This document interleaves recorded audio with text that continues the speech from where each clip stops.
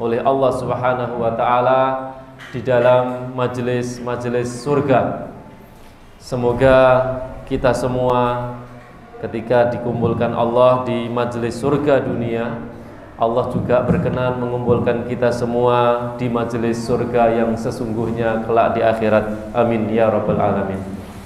Salawat dan salam kita haturkan kepada Nabi kita Muhammadin sallallahu alaihi wasallam yang telah membimbing kita semua, mengajari iman, mengajari Islam, mengajari tauhid dan mengajari kita berbagai macam syariat-syariat Allah Subhanahu wa taala sampai kita bisa menjadi hamba Allah yang sesungguhnya, menjadi hamba yang selalu istiqomah di dalam menjalankan syariat-syariat Allah di tengah-tengah zaman, di tengah-tengah akhir zaman, dan di tengah-tengah banyaknya fitnah-fitnah kehidupan. Ikhwani fiddin rahimani wa rahimakumullah, kita melanjutkan kajian kita di dalam kitab Wasaya al-Aba lil Abna, wasiat-wasiat seorang bapak kepada anaknya. Kita insya Allah sampai di bab yang keempat, itu pun belum selesai, sampai di pertengahan ya Pak, di halaman 12, betul? Sampai di baris yang keberapa itu? Ya bunaya ungdur itu ya. Kita ulangi dari situ ya. Halaman 12 atau sudah ke bawahnya?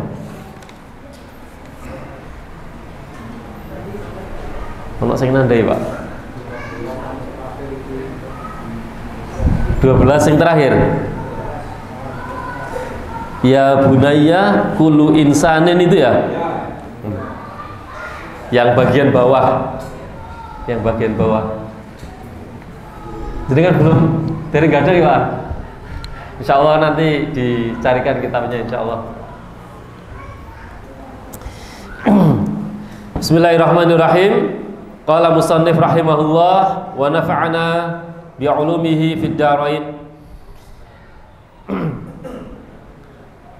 Ya bunayya kullu insanin yuhibbu ayyakuna rafi'al qadri azimal jahi mahbuban indallahi wa indan nasi.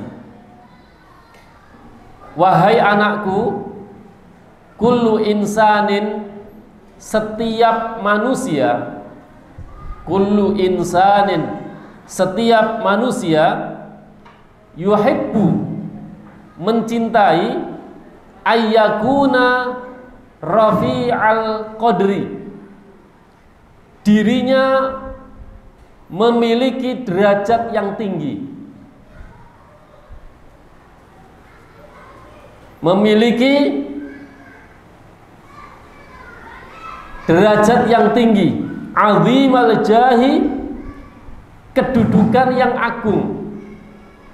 Setiap manusia pasti memiliki, pasti mencintai kalau dirinya itu memiliki derajat yang tinggi dan memiliki kedudukan yang agung, yang mulia. Mahbuban indallahi wa indan nasi, yang dicintai oleh Allah dan dicintai oleh manusia. Nah, ini semuanya adalah keinginan seluruh manusia.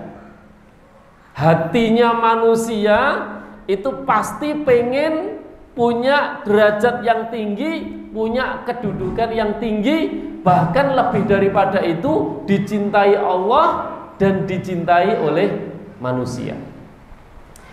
Ikhwani fiddin rahimani wa rahimakumullah, ini adalah di antara banyak sekali yang manusia cari di hari ini, di akhir zaman ini. Manusia banyak mencari yang namanya ketenaran, kedudukan, buat mereka-mereka yang tidak benar tujuannya dan niatnya, itu mahbuban indallahnya itu hilang. Mengharap dengan kedudukan yang tinggi dan memiliki derajat yang tinggi, itu bukan dalam rangka mahbuban indallah, dicintai Allah, tapi hanya sekedar mahbuban indannas, hanya sekedar pengen dicintai oleh manusia. Nah, kalau semacam ini tujuannya, maka dia akan menghalalkan segala cara. Bagaimana caranya mendapatkan kedudukan yang tinggi, bagaimana mendapatkan derajat yang tinggi. Semua manusia hormat kepadanya, tunduk kepadanya, tapi tidak menghiraukan atas syariat-syariat Allah yang dilarang. Lah, ini yang diminta ya di dalam kitab wasaya ini. Harapan manusia yang baik itu adalah dia memiliki derajat tinggi, kedudukan yang tinggi, yang dengan derajat dan kedudukan tinggi itu dicintai oleh Allah dan dicintai oleh manusia. Itu maksudnya, ya. Berarti ini yang dimaksudkan adalah sebuah kemuliaan. Karena apa? Tujuannya itu adalah pengen dicintai Allah dan dicintai manusia dengan melalui jalur yaitu derajat tinggi dan kedudukan yang tinggi. Makanya kenapa ya pemimpin atau presiden yang dia itu adalah orang solih, maka dia yang paling berhak mendapatkan cintanya Allah yang paling banyak, dan yang paling berhak mendapatkan pahalanya Allah yang paling banyak. Karena pemimpin yang adil, ya kedudukannya yang paling tinggi, bisa mengkondisikan semua manusia untuk taat kepada Allah Subhanahu wa ta'ala. Itu kalau pemimpin yang benar. Tapi kalau sekedar hanya ingin dicintai manusia, dihormati manusia saja, tanpa ingin dihormati Allah, maka dia akan menghilangkan segala cara ya yang haram diterjang, yang kedoliman juga diterjang, yang memakan hak orang lain itu juga diterjang, yang mestinya undang-undang sudah jadi direvisi lagi. Nah ini Masya Allah ya, itu menghalalkan segala cara untuk mendapatkan sebuah kedudukan yang tinggi yang menjadikan. Nah ada sabda Nabi Shallallahu Alaihi Wasallam, beliau ketika ditanya oleh para sahabat, ya Rasulullah, dullani ala amalin, dullani ala amalin idza amiltuhu ahabba niyallah wa ahabba niyan nas. Qala izhad fid dunya yuhibbakallah wazhad fima indan nas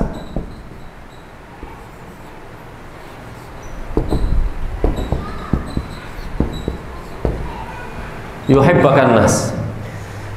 Rasulullah bersabda ketika beliau ditanya oleh seorang sahabat, kalau tidak salah adalah Ibnu Umar, beliau bertanya kepada Rasulullah, ya Rasulullah, dullani ala amalin, tunjukkan kepadaku sebuah amalan, idza amiltuhu, apabila aku melakukan amalan itu, ahabbani Allah, aku dicintai Allah, wa ahabbani nas, dan aku dicintai manusia.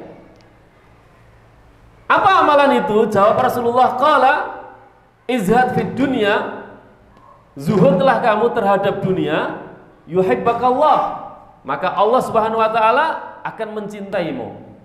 Wazhad fima 'indan nas, dan zuhudlah kamu kepada manusia, yuhibbakan nas, maka kamu akan dicintai oleh manusia. Jadi kalau kita ingin dicintai Allah dan dicintai manusia, maka amalan yang bisa kita lakukan itu adalah zuhud. Zuhud.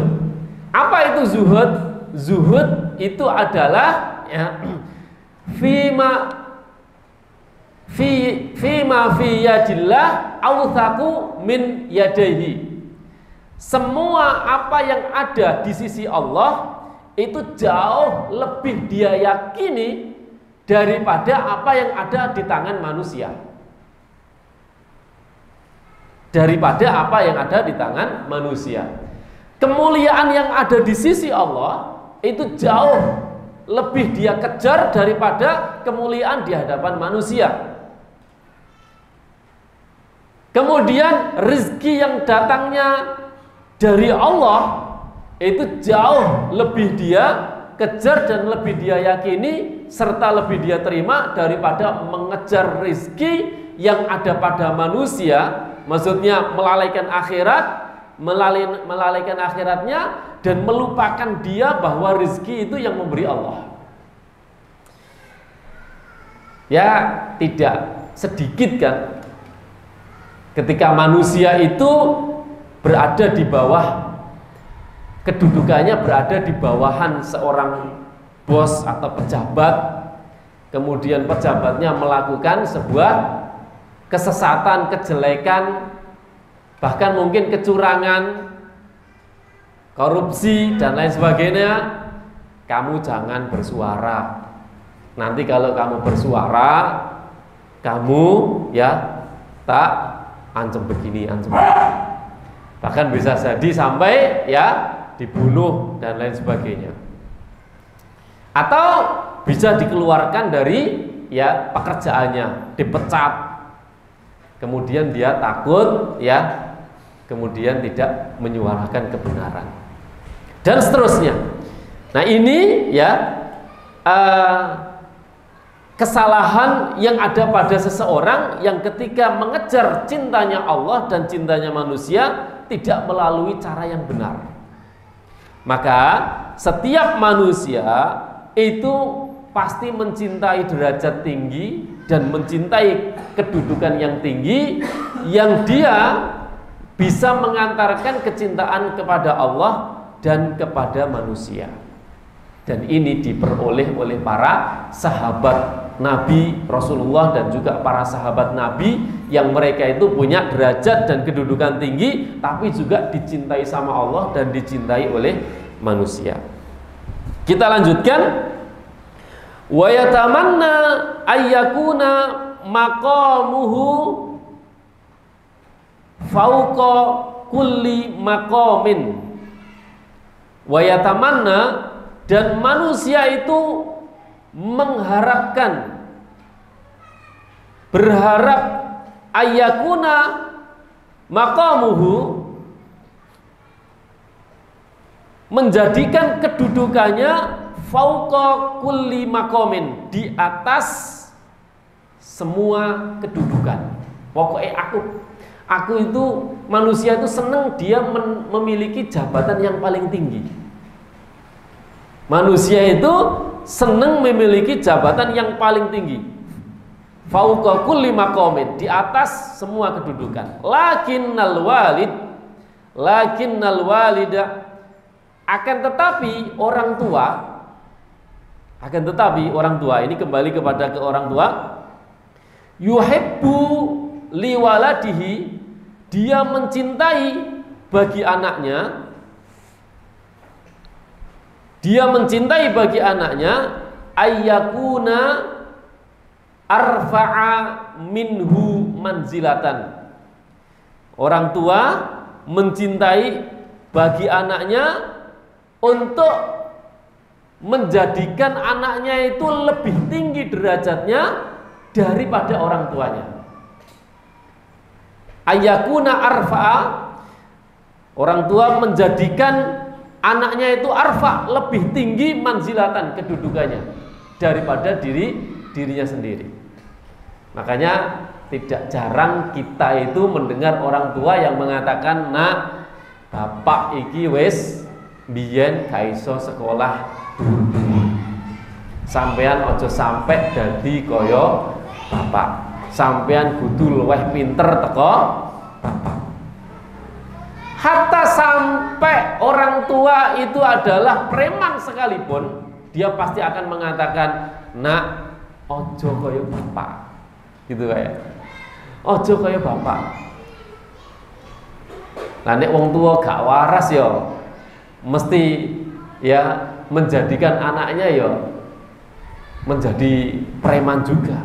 Tapi orang tua yang normal pasti dia mengatakan, ya jangan seperti bapak, kamu harus lebih hebat daripada bapak.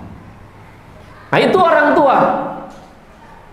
Di saat semua orang itu pengen jabatannya paling tinggi, pengen kedudukannya paling tinggi, maka orang tua terhadap anaknya pengen anaknya yang lebih tinggi daripada dirinya sendiri. Wa akbaro minhu maqaman, dan lebih besar minhu maqaman, darinya maqaman kedudukannya.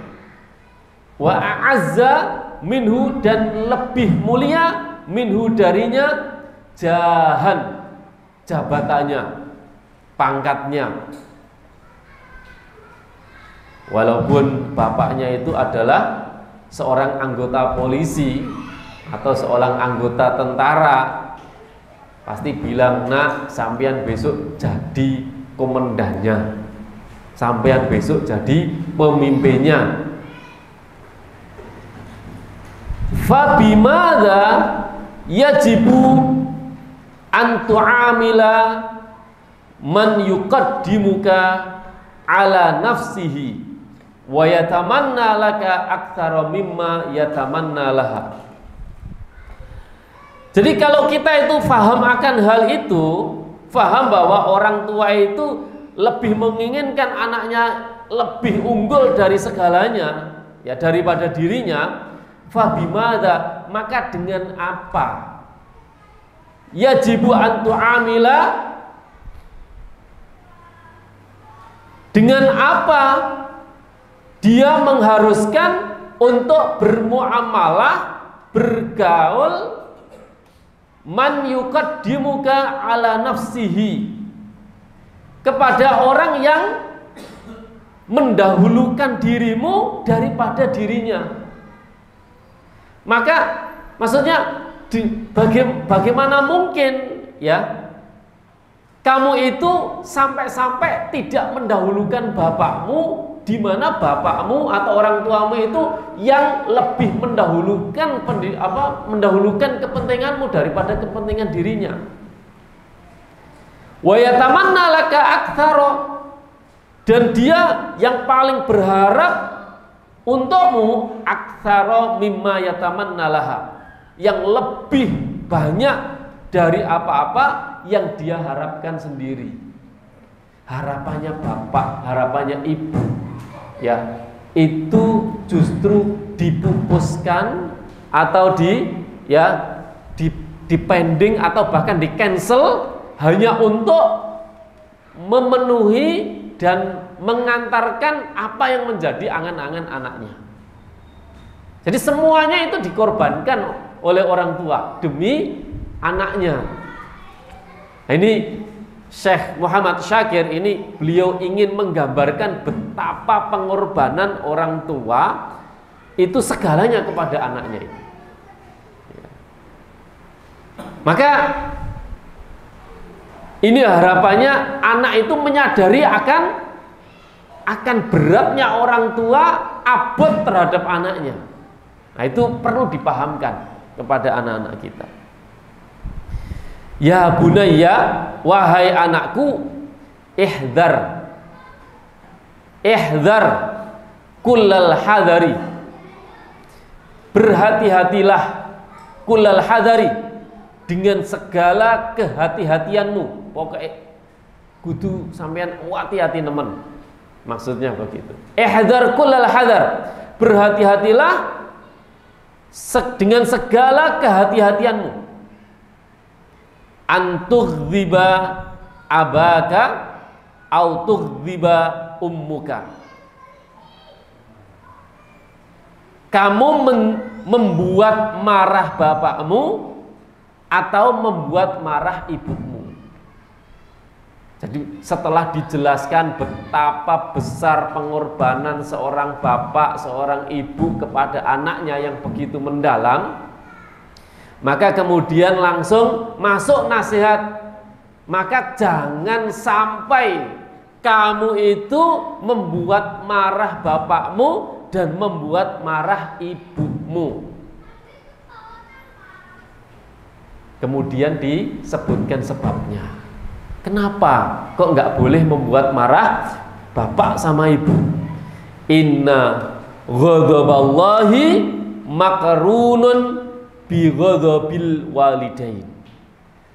Karena sesungguhnya ghadaballah, kemurkaan Allah Subhanahu wa taala, makrunun, selalu beriringan. Makrun itu selalu beriringan bi ghadabil walidain, dengan kemurkaan kedua orang tua. Sesungguhnya kemurkaan Allah Subhanahu wa taala selalu beriringan dengan kemurkaan kedua orang tua. Maka ridhollah, ya, ridhonya Allah itu berada pada ridhonya kedua orang tua. Sampai ada, ya, al jannatu tahta qadamil bahwa surga itu berada di telapak kaki ibu. Itu karena betul-betul bahwa keridhaan Allah itu betul-betul ada bersama, beriringan dengan keridhaan orang tua. Nah, sebaliknya kemurkaan Allah itu beriringan bersama dengan kemurkaan kedua orang tua. Artinya kalau bapakmu, ibumu marah kepadamu, maka itu pun Allah juga marah kepadamu. Tapi ini, ya, betul-betul orang tua yang melaksanakan kewajiban orang tua secara benar. Bukan orang tua yang tidak melaksanakan kewajiban sebagai orang tua. Maksudnya ada orang tua yang justru menyesatkan anaknya, kan ada. Lah ini kemurkaan anak kepada orang tua, yang orang tua ini mengajak kepada kemaksiatan, ini tidak termasuk di dalamnya. Ya. Karena la ta'ata li maksiatil khaliq, tidak ada ketaatan untuk memaksiati Allah Subhanahu wa taala. Maka ini adalah orang tua yang betul-betul melaksanakan tugas orang tua secara benar-benar. Kemudian waman ghadiballah, dan barang siapa ghadiballahu alaihi, yang Allah Subhanahu wa taala memurkai atasnya. Barang siapa yang sudah dimurkai Allah, kan tadi membuat orang tua marah, membuat ibu marah, artinya Allah marah sama dia. Lah, kalau kemurkaan Allah itu sudah turun pada dirinya, maka akibatnya faqad khasirad dunya wal akhirah, maka sungguh dia telah merugi dunia dan akhirat. Innahu minal khasirin, dia termasuk orang-orang yang rugi. Khasir itu rugi dunia dan akhirat. Maka orang tua ini sebab daripada kebahagiaan seorang anak itu, ya, orang tua ini. Orang anak yang berbakti kepada orang tua, insya Allah kehidupannya itu akan diatur sebaik mungkin oleh Allah Subhanahu wa Ta'ala. Maka titikane orang baik itu, tanda bahwa orang itu baik itu adalah dilihat dari dua. Satu adalah sholatnya, yang kedua adalah sikapnya dia kepada kedua orang tuanya. Kalau dua ciri ini sudah menunjukkan sebuah kebaikan, maka dia kepada yang lain itu pasti baik. Ya. Maka Umar ibn Khattab, ya, begitu juga di dalam Imam Qurtubi, beliau mengatakan bahwa man dhayya'a as-shalah fahuwa lima siwaha adiyah. Barang siapa yang meremehkan sholat, pasti dia meremehkan yang lain. Waman uquqal walidayhi, barang siapa yang durhaka terhadap kedua orang tuanya, ya, maka kepada selain kedua orang tuanya itu dia lebih durhaka lagi. Nah, cirinya begitu. Jadi sholat, berbakti kepada orang tua itu menjadi ciri khas kebaikan seorang anak. Makanya jenengan ini kan sudah punya banyak anak, ya. Barangkali juga sudah ada anaknya yang sudah usia mau menikah. Maka dianjurkan, ya, mencari menantu itu. Jenengan kalau mencari menantu, maka carilah menantu yang dia menjaga hubungan baik dua ini. Sholatnya apik karo bapak mbek ibune, terutama ibunya itu baik. Nah, nek golek menantu kok karo ibunya jahat, mesti nanti kalau nikah sama anak jenengan mesti jahat. Nah, ini titik aneh. Maka, ya, waman ghadiballah, siapa yang dimurkai Allah, alaihi faqad khasirat dunya wal akhirah. Dia pasti merugi dunia dan akhirat. Ya bunayya, wahai anakku, pesan selanjutnya, ati' abaka wa ummaka. Taatilah bapakmu dan ibumu. Taatilah bapakmu dan ibumu.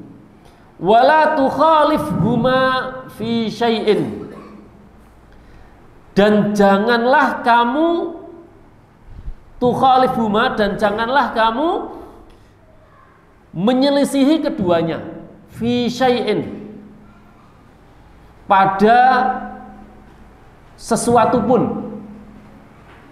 Enggak boleh kita itu menyelisihi atau membantah atau membangkang kepada kedua orang tua kita. Illa, kecuali idza amaraka bima'siyati maulaka, apabila idza amaraka, apabila orang tuamu memerintahkan dirimu bima'siyati maulaka, dengan bermaksiat kepada pelindungmu. Maulaka, pelindungmu, yaitu Allah Subhanahu wa Ta'ala. Jadi seluruh perintah orang tua itu hendaklah kita patuhi, kecuali perintahnya menyuruh kita untuk bermaksiat kepada Allah. Maka baru kita menolak. Baru kita menolak. Hatta sampai, ya, urusan-urusan yang remeh sekalipun. Urusan yang remeh mungkin hanya sekedar dikongkon mijeti wong tua, hanya sekedar dikongkon, ya, kepingin ketemu orang tua, kangen dan apalah. Maka taatilah itu selama panjenengan masih punya kedua orang tua atau salah satunya. La ta'ata li makhlukin fi ma'siyatil khaliq. Tidak ada ketaatan bagi seorang makhluk di dalam bermaksiat kepada Sang Pencipta.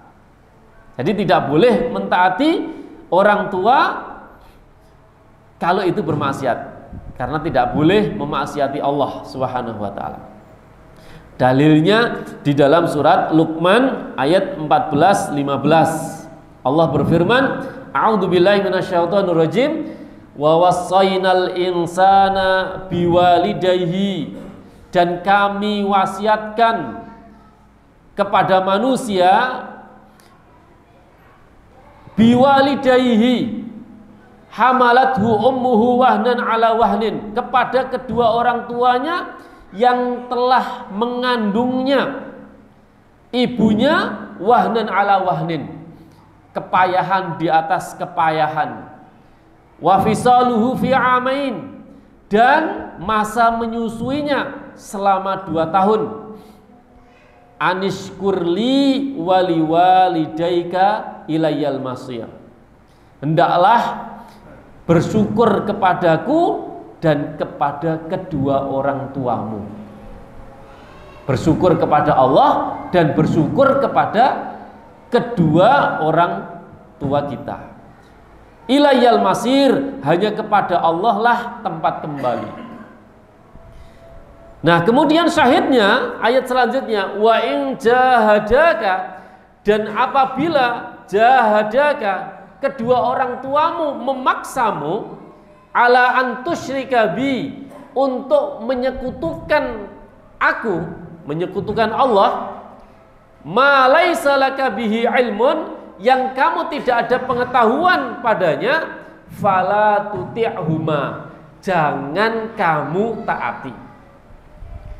Nah, di sini kita dibenturkan untuk taat kepada Allah atau taat kepada orang tua dalam perintah bermaksiat.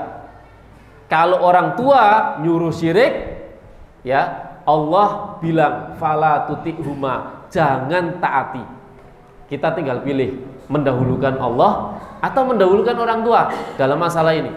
Maka jelas ya, akidah atau Rasul kita mengajarkan fala tuti. Allah memerintahkan fala tuti, jangan taati. Kita lebih mendahulukan Allah dan lebih mencintai Allah, maka tidak boleh kita taati. Wa sahibhuma fid dunya ma'rufa, dan pergaulilah kedua orang tuamu di dunia dengan baik. Wattabi' sabila man anaba ilai, dan ikutilah jalan man anaba ilai, orang-orang yang bertaubat kepadaku, tsumma marji'ukum fa'unabbi'ukum bima kuntum ta'malun. Kemudian kami kembalikan kalian semua dan kami beritahukan kepada kalian semua terhadap setiap apa yang telah kalian kerjakan. Ikhwani fiddin rahimani wa rahimakumullah, sedikit menutup pertemuan ini, saya ingin sedikit menceritakan tentang sababun nuzul ayat ini. Sebab turunnya surat Luqman ayat 14-15. Di dalam tafsir Ibnu Katsir, di sana dijelaskan bahwa ada cerita tentang sababun nuzul ayat ini, yaitu bercerita tentang salah seorang sahabat yang namanya Sa'id bin Malik. Nah, Sa'id bin Malik ini itu memiliki ibu. Lah, di awal-awal dakwahnya Nabi, itu Sa'id bin Malik ini langsung jatuh cinta dengan agama yang dibawa oleh Nabi, ajaran yang begitu sempurna dan indah, memukau hatinya sampai hatinya itu kemudian beriman kepada Allah dan Rasulnya. Bukan, Sa'ad bin Malik. Nah, setelah itu kemudian anaknya masuk Islam. Kemudian ibunya ini belum masuk Islam. Maka kemudian lambat laun, walaupun awalnya itu secara rahasia, lambat laun ibunya mengetahui kalau Sa'ad bin Malik ini telah mengikuti ajaran Nabi. Maka kemudian dipanggillah Sa'ad bin Malik, wahai anakku, aku mendengar bahwa kamu telah mengikuti agama Muhammad, maka kembalilah kepada agama nenek moyangmu. Maka kemudian Sa'id bin Malik mengatakan, wahai ibuku, ya mohon maaf, saya tidak bisa ya kembali kepada agama nenek moyang kita. Karena agama yang dibawa oleh Nabi adalah jelas-jelas agama yang paling benar. Dan dia yang mengajarkan segala macam daripada kemuliaan yang menjadikan seorang hamba itu menjadi hamba yang sesungguhnya. Maka kemudian ibunya mengatakan lagi, wahai Sa'id, kalau kamu tidak mau kembali kepada agama nenek moyangmu, maka kamu bukan lagi anakku.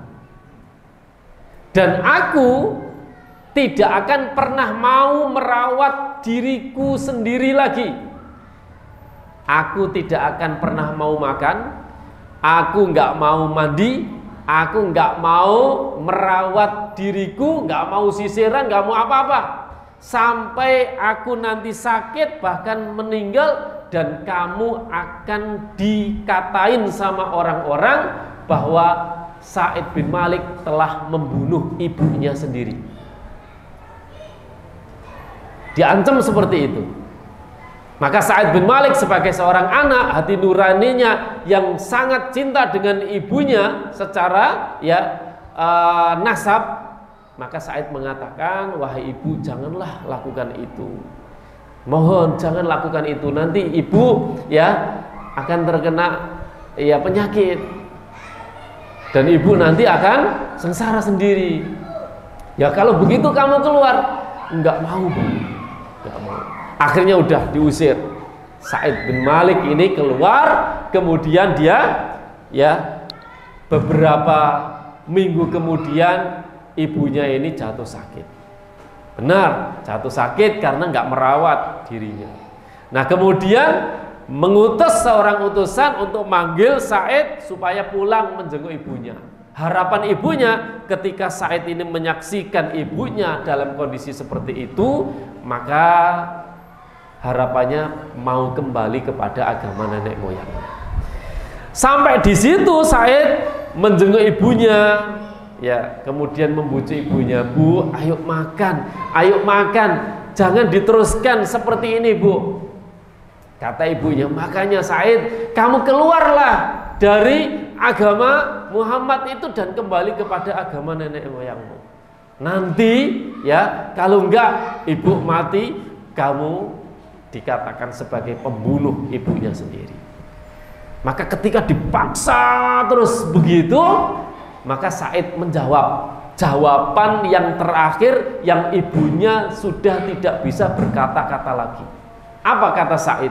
Sa'id mengatakan, ya ummah, wahai ibuku, kalau sekiranya ibu memiliki 100 nyawa yang ada di dalam jasadnya ibu, kemudian nyawanya ibu itu mati satu persatu, maka aku tidak akan pernah meninggalkan agama Muhammad yang aku yakini kebenarannya, Bu. Maka terserah ibu mau makan, mau tidak, mau ngerawat dirinya, mau tidak, terserah ibu. Mau mati atau enggak, terserah ibu. Aku enggak mau kembali kepada agama nenek moyang. Titik. Itu persis kisahnya saat Nabi apa sih?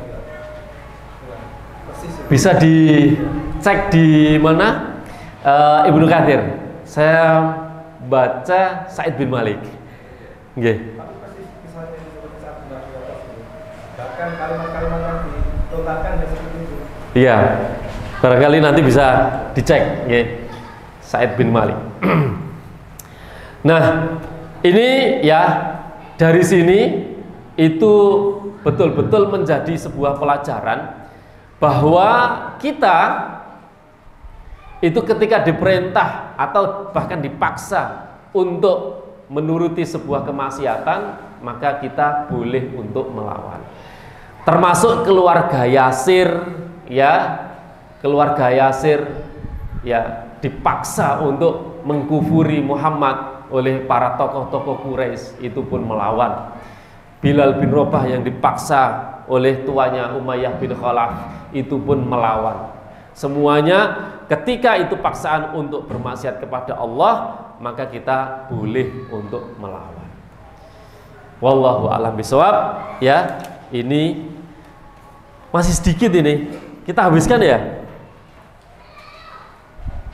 Kita baca saja, kita habiskan. Ya bunayya, wahai anakku, inna asyaddan nasi, sesungguhnya asyaddan nas, hubban, manusia yang paling mencintai laka dirimu, huwa abuka, adalah bapakmu. Adalah bapakmu.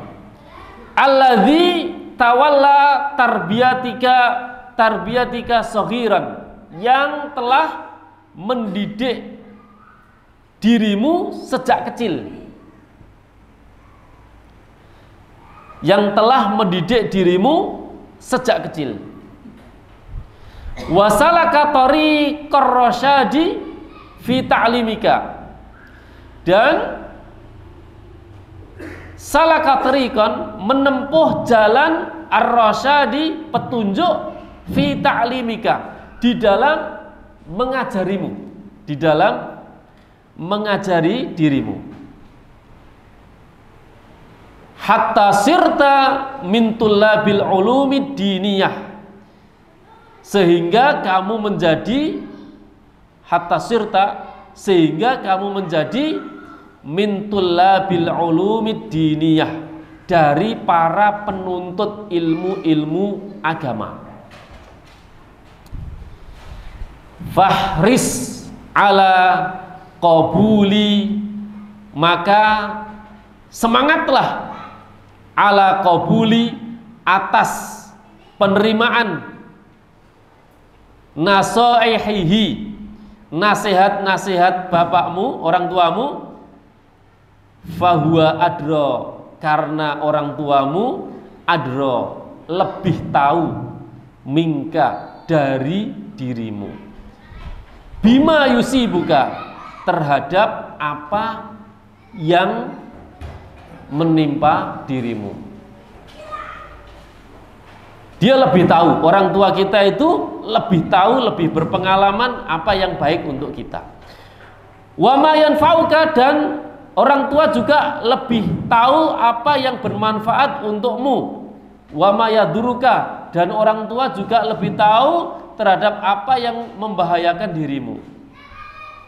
Wallahu yatawalla, dan Allah Subhanahu wa ta'ala yatawalla hidayataka wa irsyadaka wa salahaka, dan hanya Allah lah yang akan menjaga, melindungi hidayahmu, petunjukmu, dan irsyadaka, sama ya, petunjukmu, wa salahaka, dan kemaslahatanmu atau kebaikanmu.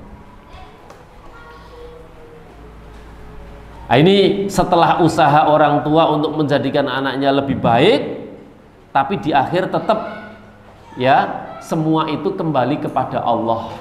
Allah lah yang telah ya, yang akan menjaga hidayahmu, menjaga kebaikan dirimu. Bukan orang tua kita yang menjaga, tapi Allah Subhanahu wa ta'ala. Sampai di sini dulu bab pelajaran yang keempat. Ada pertanyaan, Pak? Nggih, monggo Pak Alif.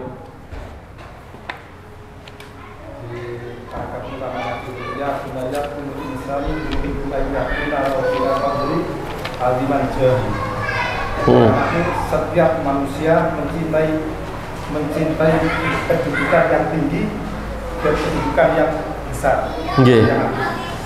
Mahbuban indallah indannas, mereka menginginkan dicintai Allah dan dicintai manusia. Kalau dicintai manusia, dicintai Allah kan sudah jadi tujuan kita bersama. Kalau dicintai manusia, ya, apakah ini tidak membahayakan gitu? Kalau dicintai manusia, apa bedanya ya dengan kita ingin dicintai manusia lain? Maksudnya apa, nggak cukup dicintai Allah saja begitu? Kalau kedudukan dan derajat itu ingin dicintai manusia, ini yang bisa membahayakan. Gimana?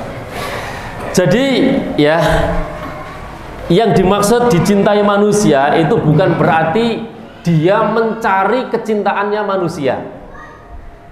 Tapi ya Allah Subhanahu wa taala berfirman i'malu fakullu Rasulullah ya. I'malu fakullu muyassarun lima khuliqa lahu. Maka beramalah kamu semua, maka semuanya akan dimudahkan oleh Allah. Kemudian setiap amalan kita itu akan dilihat oleh Allah dan juga dilihat oleh manusia. Nah, dalam artian di dalam hadis Rasulullah ini juga, kenapa juga disebutkan ahabbani Allah wa ahabbaniyan nas, agar supaya kita dicintai Allah dan dicintai manusia. Maksudnya di sini ya, ketika kita mengejar cintanya Allah Subhanahu wa taala, hanya melihat cintanya Allah tanpa kita mencari cintanya manusia, akan otomatis dapat. Itu maksudnya. Ketika kita mengejar cintanya Allah, otomatis ya cintanya manusia itu akan kita dapat. Tapi kalau kita mengejar cintanya manusia, jelas cintanya Allah tidak akan kita dapatkan. Maka yang dimaksud ya di sini itu adalah efek. Cintanya manusia itu adalah efek ketika manusia itu mengejar cintanya Allah. Bisa dipahami ya? Ya, orang itu melakukan sesuatu kebaikan semuanya karena Allah. Kira-kira manusia yang lain mencintainya tidak? Semua mencintainya. Nah, itu yang dimaksud dicintai manusia. Bukan kemudian menjadi tujuan, tapi efek daripada cintanya, mengejar cintanya Allah, kemudian mendapatkan cintanya manusia. Maka orang yang kemudian salah memahami ini, mencintai Allah, mengejar cintanya Allah dan mengejar cintanya manusia, itu yang salah. Disebutkan berurutan cintanya Allah dulu, karena dari cintanya Allah itu kemudian berbuah cintanya manusia. Maka kalimatnya adalah zuhud. Zuhud itu ya meyakini yang ada pada Allah itu jauh lebih dia yakini daripada apa yang ada pada manusia. Artinya ketika ada berbenturan ini ya, berbenturan. Salah satu contoh, kalau tadi saya mengumpulkan dalam sebuah pekerjaan ada bos, ada anak buah begitu ya. Bosnya ini memerintahkan karyawan di sini nggak boleh sholat Jumat pada hari Jumat. Kemudian ada yang sikoh, pokoknya harus sholat Jumat. Di situ dihadapkan kata bos, siapa yang sholat Jumat, yang melanggar aturan, maka saya akan pecat. Ya, maka saya akan pecat. Di sini dia akan memilih, dia mengejar cintanya manusia, mendapatkan keridhaan manusia, atau pengen mendapatkan keridhaan Allah. Diuji di situ. Maka ketika dia betul-betul mengharapkan ridhonya Allah, cintanya Allah, maka kemudian dia memilih Allah, ya, dan meninggalkan pekerjaan yang melanggar syariat itu. Nah, ketika dia mengambil cintanya Allah, ya, meninggalkan pekerjaan yang melanggar syariat itu, maka Allah akan jadikan dirinya, Allah akan jadikan dirinya mendapatkan ganti yang lebih baik dan lebih dipercaya oleh manusia yang lain.